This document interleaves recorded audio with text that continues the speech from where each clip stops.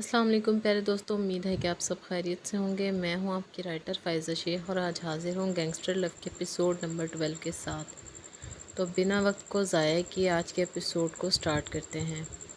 Episode start करने से पहले मेरी आप सबसे रिक्वेस्ट है कि काइंडली मेरे चैनल को सब्सक्राइब लाजमी कर लें ताकि आप लोगों को आने वाली वीडियोज़ की नोटिफिकेशन मिलती रहे। सिकंदर आंधी तूफान बना फार्म हाउस पहुंचा था जहां उसकी ज़िंदगी मौत से लड़ रही थी। वो फूलते सांस के साथ भागता हुआ ऊपर आया था जहां डॉक्टर्स उसे संभालने की कोशिश कर रहे थे। छोड़ो छोड़ो, मुझे मार दूंगी मैं सबको, भाग जाओ। आ जाएगा, वो मार देगा। डॉक्टर से अपना आप छुड़वाती वो कोई पागल मालूम हो रही थी।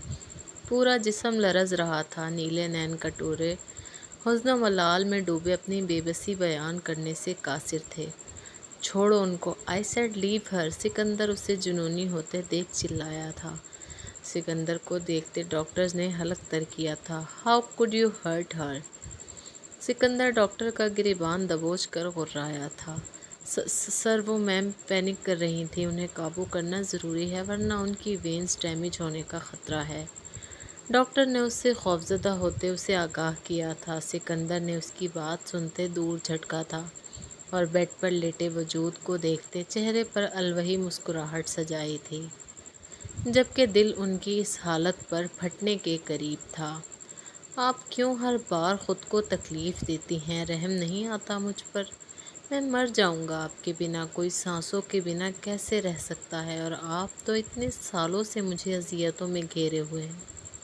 सिकंदर की बातों पर भी साकत पड़े वजूद में हरकत न हुई थी। वो जो पहले इस कदर चीख चिल्ला कर अपना आप नोच रही थी, सिकंदर को देख उनका सिसकता तड़पता वजूद बिल्कुल बेसुध हो चुका था। एक वही था जो उन्हें संभाल सकता था। सिकंदर की आंखें उनकी पहचान थी। पुरमलाल नम आंखें उन्हें अपने जैसी लगती कि वो बस यूं ही बिना कुछ बोले यकटुक उसे तकती रहती। टूटे ज़माने तेरे हाथ निगोड़े, जिनसे दिलों के तूने शीशे ये तोड़े। हिज्र की ऊंची दीवार बनाई, लंबी जुदाई। वो मजबूत मर्द बच्चों की तरह उनका हाथ थामे बिलक बिलक कर रो दिया था। उसके रोने पर सामने लेटे वजूद में जुम्बिश हुई थी। न जाने कैसे आंख से बेकस आंसू गिरे थे। सूखे बंजर लब कुछ बोलने की चाह में फड़फड़ा उठे थे, मगर लफ्ज़ों की ताकत रूह ने निचोड़ ली थी। वो औरत खूबसूरती का मुजस्मा थी, सिकंदर शाहानी का पहला इश्क, जिनके लिए सिकंदर शाहानी का वजूद सब कुछ था। शहरीना सुबह नाश्ते पर आई तो अलमास साहब को शदीद गुस्से में फ़ोन पर बात करते हुए पाया। शहरीना ने बालों को कान के पीछे उड़सते छोटे छोटे कदम लेते डाइनिंग टेबल तक का फासला तय किया था। अलमास साहब की नज़र शहरीना पर पड़ी थी, जो सहमी सहमी सी उन्हीं को देख रही थी। वो फ़ौरन रूप बदलते कॉल कट की। बच्चा आप कब उठे? मैं आपका ब्रेकफास्ट रूम में ही भिजवा देता। अभी आपकी तबीयत भी ठीक नहीं है। अलमास कुबैद ने शहरीना के बालों पर नरमी से हाथ फेरते कहा था। नहीं डैड, आई एम फाइन। मुझे रूम में बस घुटन हो रही थी, इसीलिए नीचे आ गई। शहरीना ने गहरा सांस भरते बात मुकम्मल की। उन्होंने सर हिलाते शहरीना को अपने हाथों से नाश्ता सर्व किया था। वो बस किसी भी कीमत पर कल हुए वाक़े को शहरीना के दिलो दिमाग से निकालना चाहते थे, इसीलिए उन्होंने शहरीना को उसकी दोस्तों के साथ मरी भेजने का फ़ैसला किया था ताकि उसका जहन फ्रेश हो सके। शहरी बेटा, आज अपनी पैकिंग कर लेना, मैंने आपकी फ्रेंड्स के साथ आपकी ट्रिप कंफर्म कर दी है, उन्होंने खाते हुए मसरूफ़ से अंदाज में कहा था। शहरीना खुद इस माहौल से कुछ वक्त के लिए दूर जाना चाहती थी, तभी सर हिला गई। सिकंदर फार्म हाउस से निकल आया था। उसे ज़मीन पर चलता हर इंसान बेवफा लग रहा था। दिल इस कदर गम और गुस्से में डूबा था कि जान निकलना बाकी थी। अपने सामने अपनी दुनिया लुटते देखना एक क़यामत ही तो थी जिसे सिकंदर शाहानी झेल आया था। अब उसका ये जुनूनी रूप न जाने कितने लोगों की ज़िंदगानियाँ बदलने वाला था। सिकंदर गाड़ी में बैठा बहुत कुछ तरतीब दे चुका था, अब इस अमल करना बाकी था।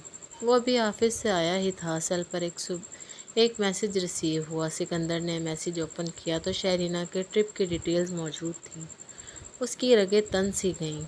अलमास कुबैद, तुम अपनी बेटी को मेरी पहुंच से दूर कभी नहीं कर सकते। तुम्हारी बर्बादी का एक मोहरा है शहरीना अलमास। اس پر صرف سکندر شاہانی راج کرے گا۔ سکندر کے لہجے میں فنکار تھی۔ اس نے کسی کو میسج سینڈ کیا تھا اور خود رولنگ چیئر پر بیٹھتا پیپر ویٹ گھمانے لگا۔ شہرینہ الماس ایک چڑیا تھی جسے قید کرنے کو سکندر شاہانی بے قرار تھا۔ ایک نئے روپ کے ساتھ شہرینہ الماس کا سامنا سکندر شاہانی سے ہونے والا تھا۔ یالے نے اس کے نہ چھوڑنے پر زور سے چٹکی اس کے پیٹ پر کاٹی تھی کہ المیر بلبلا کر پیچھے ہوا۔ بڑے کوئی میسنے انسان ہیں آپ، بس موقع چاہیے ہوتا ہے چپکنے کا، دوپٹے سے باندھ کر نہ بٹھا لوں آپ کو۔ یالے نے حساب برابر کیا۔ او بیوی سے وفا نہ کرنا، اس کی خدمت کرنا کہاں سے میسنا پن ہو گیا؟ المیر بھی ڈبل گھوری سے نوازتے بولا تھا، یہ کون سی خدمت ہے جو آپ بات بات پر گلے پڑ جاتے ہیں؟ میں بتا رہی ہوں المیر، اب آپ نے کوئی چھچھوری حرکت کی نا تو میں آپ کی جان لے لوں گی۔ یالے نے سچ میں ضد ہوتے کہا تھا۔ سارے ادب و لحاظ وہ بالائے طاق رکھتی اس سے لڑنے کو تیار تھی۔ بیوی میری ہٹلر ہے تو اب بندہ کیا پڑوسن کے ساتھ رومانس کرے؟ المیر نے اس کے نچلے زخمی لب پر لب رکھتے معصومیت سے کہا تھا۔ یالے نے اس کے کندھے کو دبوچا تھا کہ المیر درد سے کرا کر پیچھے ہوا۔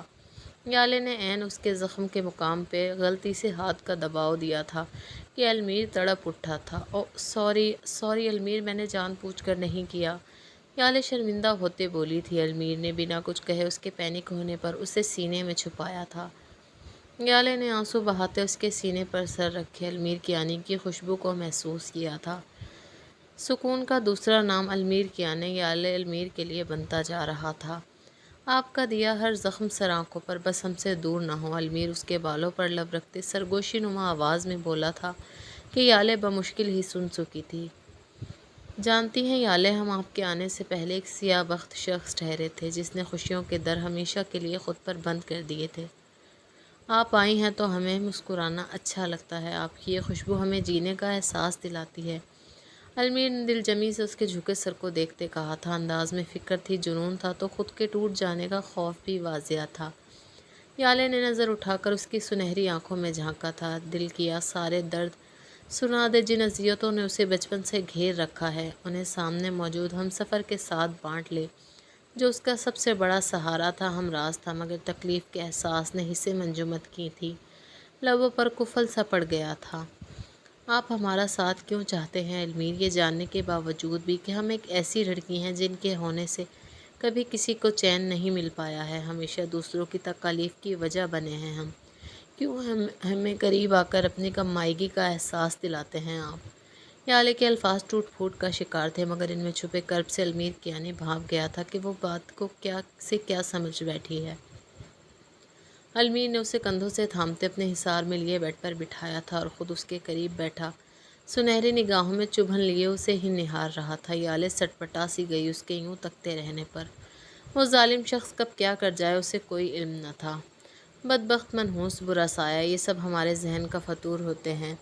بات کامل یقین کی ہوتی ہے کیونکہ اللہ انسان کو اس کے گمان کے مطابق عطا کرتا ہے۔ آپ نے اس بات پر یقین کر لیا ہے کہ آپ کسی کے لیے درست نہیں ہیں اور یہی یقین آپ کو تکالیفوں سے دوچار کر رہا ہے۔ المیر نے تحمل سے اس کے سامنے سکے کا دوسرا پہلو رکھا تھا۔ ضروری نہیں ہر وہ لڑکی جس کی شادی روک دی گئی ہو وہ بد کردار یا بدبخت ہو، عیب لڑکے میں بھی ہو سکتا ہے۔ آپ خود کو ذمہ دار کیسے مان سکتی ہیں؟ المیر نے اس کی پیشانی پر لب رکھتے کہا تھا۔ یالے اس کی باتیں سنتی میسمرائز تھی۔ وہ تھا المیر کیانی، دنیا کو اپنے اشاروں پر نچانے والا، مگر اس کی باتوں کی ماہیت کسی کو بھی دیوانہ کر سکتی تھی۔ یالے کو ایک پل کو خود پر رشک محسوس ہوا کہ یہ خوبرو مرد صرف اور صرف یالے المیر کا ہے، جسے دیکھنے چھونے پر اسے کوئی عیب نہیں داغا جائے گا۔ یالے المیر کے سامنے بیٹھی تھی مگر اس کا دل المیر کیانی کا حقدار بن رہا تھا، اسے چاہنے کی دلیلیں پیش کر رہا تھا۔